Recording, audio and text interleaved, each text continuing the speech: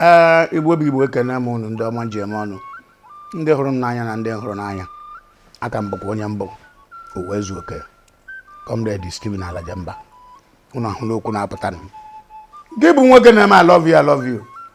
ọ bụrụkwa na ị love nwaanyị gekwa ntị o wee baa na ya anụ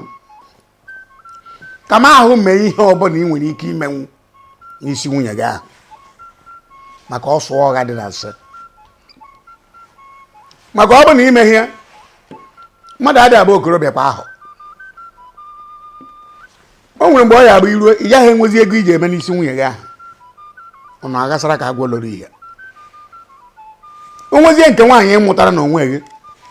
nwoke bịa ịlụ ya ị ga-eri vice paaki jekwaje mee ihe n'isi nwunye gị maka ọsụ ọgha ọnya ka o ji abụ onye lụọ nwaanyị ma o mee ihe n'isi ya ọ bụrụgodị na nwaanyị mụrụ gị 12 echi gị na ya nwee mkpọtụ ọchịrị ụmụaka ahụ laa ụmụaka ahụ abụ nwa gị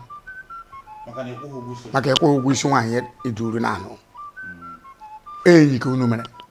ihe a bụ ihe mgbatara n'enyi ha ezi ime ha ego nwaanyị gekwa ntị ebukwa ha ọgọ ebube ha ọgọ ndị a n'omenala Igbo ka otu siri mata ka nsiri gwa ụnụ emekwana ime obi eziokwu obi ndị Igbo obi eziokwu